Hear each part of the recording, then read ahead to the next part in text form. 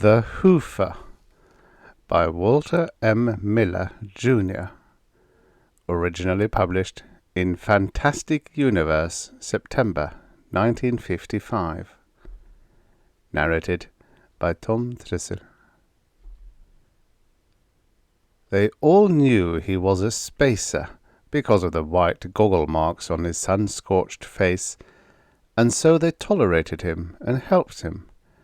They even made allowances for him when he staggered and fell in the aisle of the bus while pursuing the harassed little housewife from seat to seat and cajoling her to sit and talk with him. Having fallen, he decided to sleep in the aisle. 2 men helped him to the back of the bus, dumped him on the rear seat, and tucked his gin bottles safely out of sight. After all, he had not seen Earth for 9 months, and judging by the crusted matter about his eyelids, he couldn't have seen it too well now, even if he had been sober.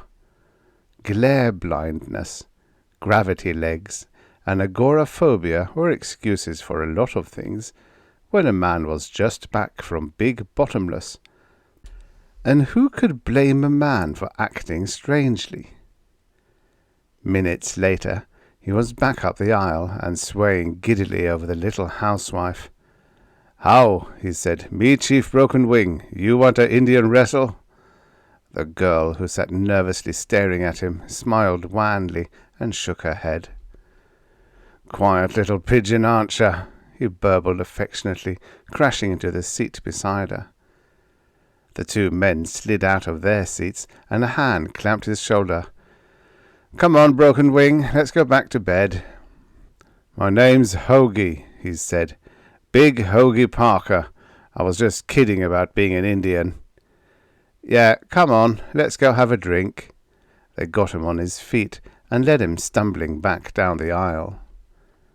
"My ma was half Cherokee, see? That's how I said it. You want to hear a war whoop? Real stuff." "Never mind." He cupped his hands to his mouth and favoured them with the blood-curdling proof of his ancestry, while the female passengers stirred restlessly and hunched in their seats. The driver stopped the bus and went back to warn him against any further display. The driver flashed a deputy's badge and threatened to turn him over to a constable. "I gotta get home," Big Hobie told him. "I got me a son now, that's why. You know, a little baby pigeon of a son. Haven't seen him yet." "Will you just sit still and be quiet then, eh?" Big Hoagie nodded emphatically. "Sorry, officer. I didn't mean to make any trouble." When the bus started again, he fell on his side and lay still. He made retching sounds for a time, then rested, snoring softly. The bus driver woke him again at Kane's Junction, retrieved his gin bottle from behind the seat, and helped him down the aisle and out of the bus. Big Hoagie stumbled about for a moment, then sat down hard in the gravel at the shoulder of the road. The driver paused, with one foot on the step, looking around. There was not even a store at the road junction, but only a freight building next to the railroad track, a couple of farmhouses at the edge of the side road, and, just across the way, a deserted filling station with a sagging roof. The land was Great Plains country, treeless, barren, and rolling. Big Hoagie got up and staggered around in front of the bus, clutching at it for support, losing his duffel bag.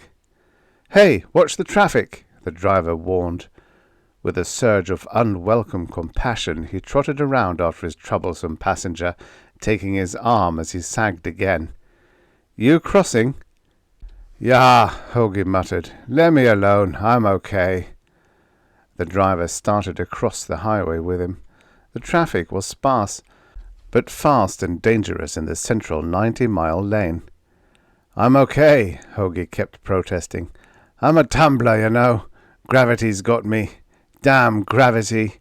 I'm not used to gravity, you know. I used to be a tumbler. Huck! Only now I gotta be a hoofer. Count on Lil Hoagie.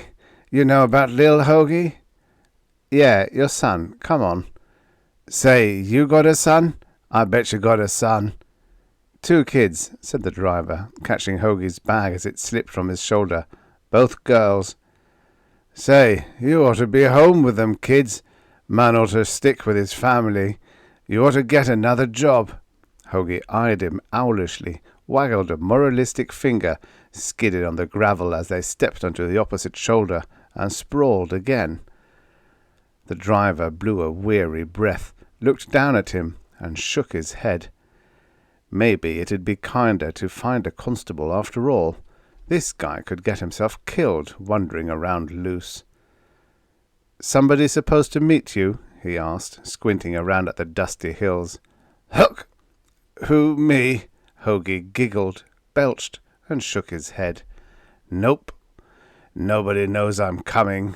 Surprise! I'm supposed to be here a week ago." He looked up at the driver with a pained expression. "Week late, you know. Marie's gonna be sore. Woohoo, is she gonna be sore?" He waggled his head severely at the ground. "Which way are you going?" the driver grunted impatiently. Hoagie pointed down the side road that led back into the hills. "Marie's pop's place. You know where? 'Bout 3 miles from here. Gotta walk, I guess." "Don't," the driver warned. "You sit there by the culvert till you get a ride, okay?" Hoagie nodded forlornly.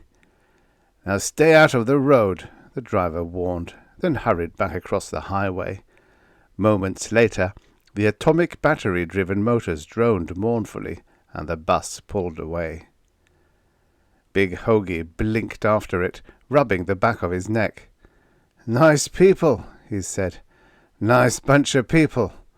All Hoofers." With a grunt and a lurch, he got to his feet, but his legs wouldn't work right. With his tumbler's reflexes, he'd fought to right himself with frantic arm motions, but gravity claimed him, and he went stumbling into the ditch. "Damn legs! Damn crazy legs!" he cried. The bottom of the ditch was wet, and he crawled up the embankment with mud-soaked knees and sat on the shoulder again. The gin bottle was still intact. He had himself a long fiery drink, and it warmed him deep down. He blinked around at the gaunt and treeless land. The sun was almost down, forge red on a dusty horizon. The blood-streaked sky faded into sulphurous yellow toward the zenith, and the very air that hung over the land seemed full of yellow smoke, the omnipresent dust of the plains. A farm truck turned onto the side road and moaned away, its driver hardly glancing at the dark young man who sat swaying on his duffel bag near the culvert. Hoagie scarcely noticed the vehicle. He just kept staring at the crazy sun. He shook his head. It wasn't really the sun. The sun, the real sun, was a hateful, eye-sizzling horror in the dead black pit. It painted everything with pure white pain, and you saw things by the reflected pain light. The fat, red sun was strictly a phony, and it didn't fool him any. He hated it for what he knew it was behind the gory mask, and for what it had done to his eyes.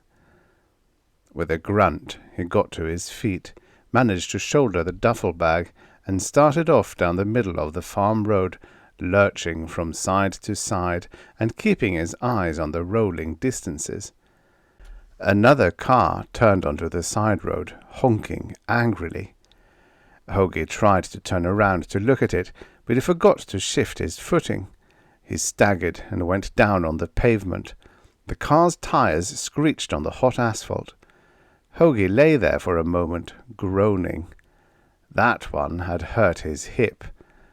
A car door slammed, and a big man with a florid face got out and stalked toward him, looking angry. "What the hell's the matter with you, fella?" he drawled. "You soused? Man, you've really got a load." Hoagie got up doggedly, shaking his head to clear it. "Space legs," he prevaricated. "Got space legs. Can't stand the gravity." The burly farmer retrieved his gin bottle for him, still miraculously unbroken. "Here's your gravity," he grunted. "Listen, fella, you better get home pronto." "Pronto? Hey, I'm no Mex. Honest, I'm just space-burned, you know?" "Yeah. Say, who are you anyway? Do you live around here?" It was obvious that the big man had taken him for a hobo or a tramp. Hoagie pulled himself together. "Going to the Hauptmann's place. Marie. You know Marie?" The farmer's eyebrows went up. "Marie Hauptmann? Sure, I know her. Only she's Marie Parker now. She's been nigh on 6 years. Say," he paused, then gaped. "You ain't her husband by any chance?" "Hoagie, that's me. Big Hoagie Parker." "Well, I'll be. Get in the car. I'm going right past John Hauptmann's place. Boy, you're in no shape to walk it." He grinned wryly, waggled his head, and helped Hoagie and his bag into the back seat. A woman with a sun-wrinkled neck sat rigidly beside the farmer in the front, and she neither greeted the passenger nor looked around. "They don't make cars like this any more," the farmer called over the growl of the ancient gasoline engine and the grind of gears. "You can have them new atomics with their loads of hot isotopes under the seat. Ain't safe, I say. Eh, Martha?" The woman with the sun-baked neck quivered her head slightly. "A car like this was good enough for Pa, and I reckon it's good enough for us," she drawled mournfully. 5 minutes later, the car drew into the side of the road. "Reckon you can walk it from here," the farmer said. "That's Hauptmann's road, just up ahead."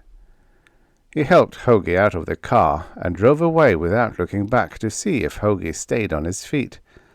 The woman with the sun-baked neck was suddenly talking garrulously in his direction. It was twilight. The sun had set, and the yellow sky was turning grey. Hoagie was too tired to go on, and his legs would no longer hold him. He blinked around at the land, got his eyes focused, and found what looked like Hauptmann's place on a distant hillside. It was a big frame house surrounded by a wheat field and a few scrawny trees. Having located it, he stretched out in the tall grass beyond the ditch to take a little rest. Somewhere dogs were barking, and a cricket sang creaking monotony in the grass. Once there was the distant thunder of a rocket blast from the launching station 6 miles to the west, but it faded quickly. An A-motored convertible whined past on the road, but Hoagie went unseen. When he awoke, it was night, and he was shivering. His stomach was screeching, and his nerves dancing with high voltages. He sat up and groped for his watch, then remembered he had pawned it after the poker game. Remembering the game and the results of the game made him wince and bite his lip and grope for the bottle again. He sat breathing heavily for a moment after the stiff drink. Equating time to position had become second nature with him, but he had to think for a moment because his defective vision prevented him from seeing the Earth crescent. Vega was almost straight above him in the late August sky, so he knew it wasn't much after sundown, probably about 8 o'clock. He braced himself with another swallow of gin, picked himself up, and got back to the road, feeling a little sobered after the nap. He limped on up the pavement and turned left at the narrow drive that led between barbed wire fences toward the Hauptmann farmhouse, 500 yards or so from the farm road.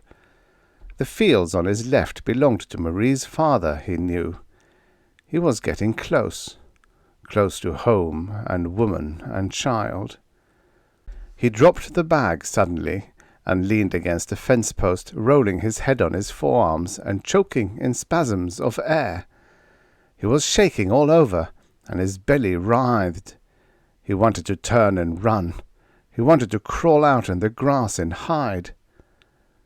What were they going to say? And Marie most of all. How was he going to tell her about the money? 6 hitches in space, and every time the promise had been the same. "One more tour, baby, and we'll have enough dough, and then I'll quit for good. One more time, and we'll have our stake. Enough to open a little business, or buy a house with a mortgage and get a job." And she had waited. But the money had never been quite enough until this time. This time the tour had lasted 9 months, and he had signed on for every run from station to moonbase to pick up the bonuses. And this time he'd made it. 2 weeks ago there had been 4,800 in the bank, and now... "Why?" he groaned, striking his forehead against his forearms.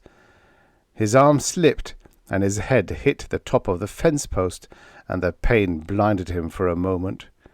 He staggered back into the road with a low roar, wiped blood from his forehead, and savagely kicked his bag. It rolled a couple of yards up the road. He leaped after it and kicked it again. When he had finished with it, he stood panting and angry, but feeling better. He shouldered the bag and hiked on toward the farmhouse. "They're Hoofers, that's all. Just an earth-chained bunch of Hoofers. Even Marie. And I'm a tumbler. A born tumbler. Know what that means? It means... God, what does it mean? It means out in Big Bottomless, where Earth's like a fat moon with fuzzy mold growing on it. Mold, that's all you are. Just mold." A dog barked, and he wondered if he had been muttering aloud. He came to a fence gap and paused in the darkness. The road wound around and came up the hill in front of the house. Maybe they were sitting on the porch. Maybe they'd already heard him coming. Maybe... He was trembling again. He fished the fifth of gin out of his coat pocket and sloshed it. Still over half a pint. He decided to kill it. It wouldn't do to go home with a bottle sticking out of his pocket. He stood there in the night wind, sipping at it, and watching the reddish moon come up in the east. The moon looked as phony as the setting sun. He straightened in sudden determination. It had to be some time. Get it over with. Get it over with now. He opened the fence gap, slipped through, and closed it firmly behind him. He retrieved his bag and waded quietly through the tall grass until he reached the hedge which divided an area of sickly peach trees from the field. He got over the hedge somehow and started through the trees toward the house. He stumbled over some old boards, and they clattered. "Shh!" he hissed, and moved on. The dogs were barking angrily, and he heard a screen door slam. He stopped. "Ho there!" a male voice called experimentally from the house. One of Marie's brothers. Hoagie stood frozen in the shadow of a peach tree, waiting. "Anybody out there?" the man called again. Hoagie waited, then heard the man muttering, "Sick him, boy, sick him." The hound's bark became eager. The animal came chasing down the slope and stopped 10 feet away to crouch and bark frantically at the shadow in the gloom. He knew the dog. "Hookie!" he whispered. "Hookie, boy, here!" The dog stopped barking, sniffed, trotted closer, and went "Ruff!" Then he started sniffing suspiciously again. "Easy, Hookie! Here, boy!" he whispered. The dog came forward silently, sniffed his hand, and whined in recognition. Then he trotted around Hoagie, panting doggy affection and dancing an invitation to romp. The man whistled from the porch. The dog froze, then trotted quickly back up the slope. "Nothing, eh, Hookie?" the man on the porch said. "Chasing armadillos again, eh?" The screen door slammed again, and the porch light went out. Hoagie stood there staring, unable to think. Somewhere beyond the window lights were his woman, his son. What the hell was a tumbler doing with a woman and a son? After perhaps a minute, he stepped forward again. He tripped over a shovel, and his foot plunged into something that went squelch and swallowed the foot past the ankle. He fell forward into a heap of sand, and his foot went deeper into the sloppy wetness. He lay there with his stinging forehead on his arms, cursing softly and crying. Finally he rolled over, pulled his foot out of the mess, and took off his shoes. They were full of mud, sticky, sandy mud. The dark world was reeling about him, and the wind was dragging at his breath. He fell back against the sand pile and let his feet sink in the mud hole and wriggled his toes. He was laughing soundlessly, and his face was wet in the wind. He couldn't think. He couldn't remember where he was and why, and he stopped caring, and after a while he felt better. The stars were swimming over him, dancing crazily, and the mud cooled his feet, and the sand was soft behind him. He saw a rocket go up on a tail of flame from the station, and waited for the sound of its blast, but he was already asleep when it came. It was far past midnight when he became conscious of the dog licking wetly at his ear and cheek. He pushed the animal away with a low curse and mopped at the side of his face. He stirred and groaned. His feet were burning up. He tried to pull them toward him, but they wouldn't budge.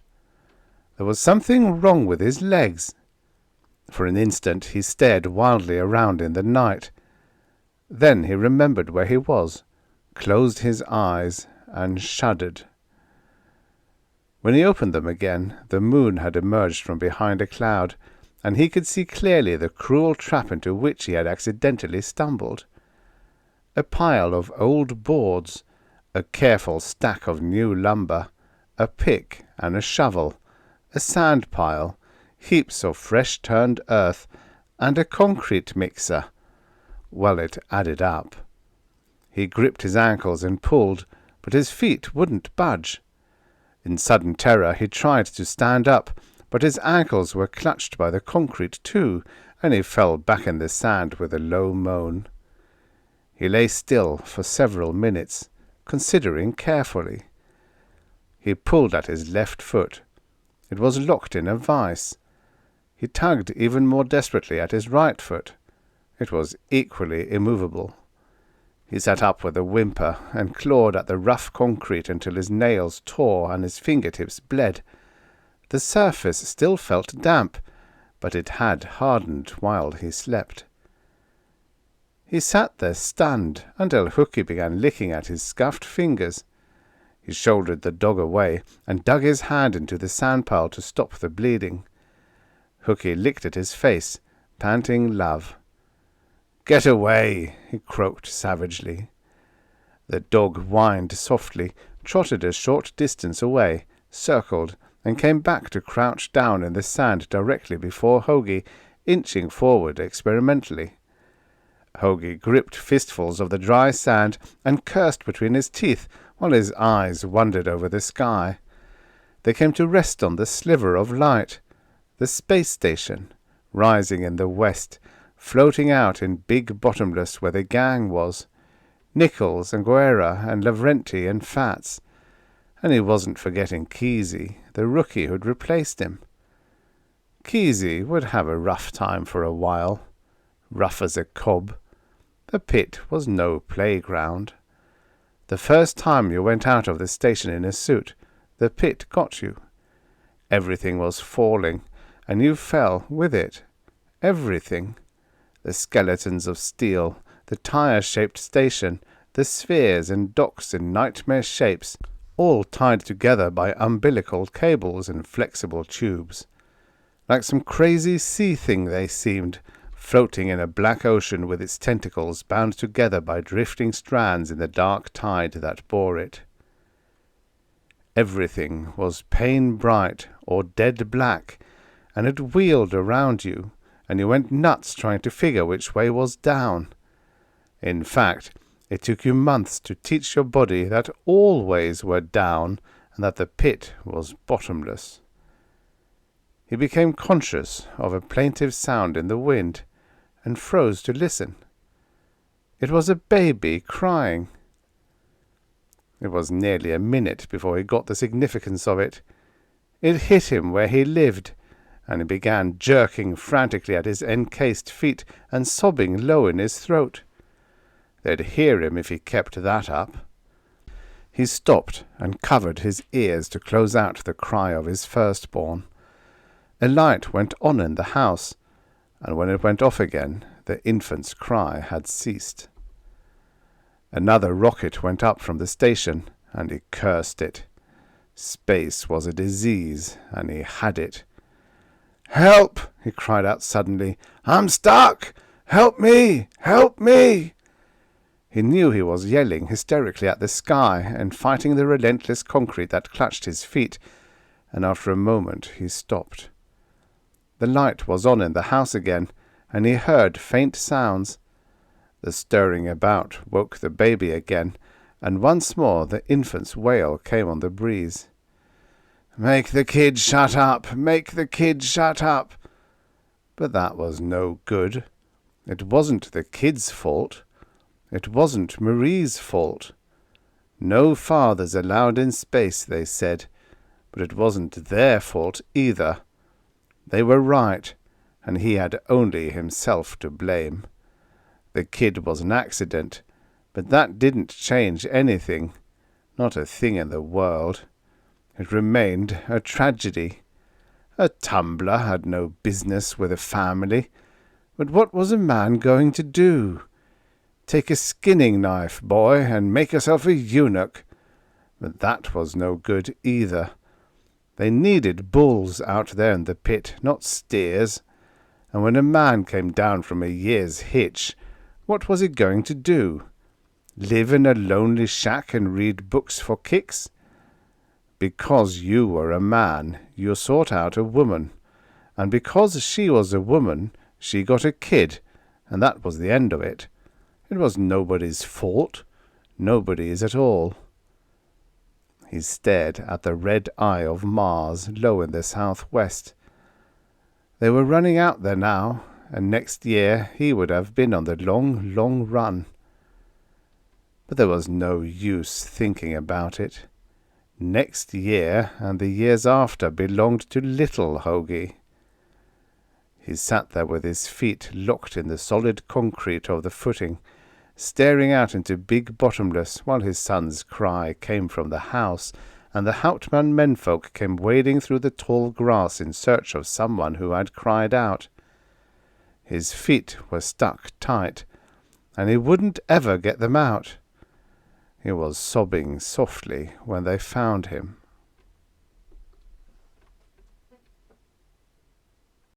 The end. Subscribe for your daily stories of futures past. You know, many of these stories were written in a time where 50 years ago was in the future.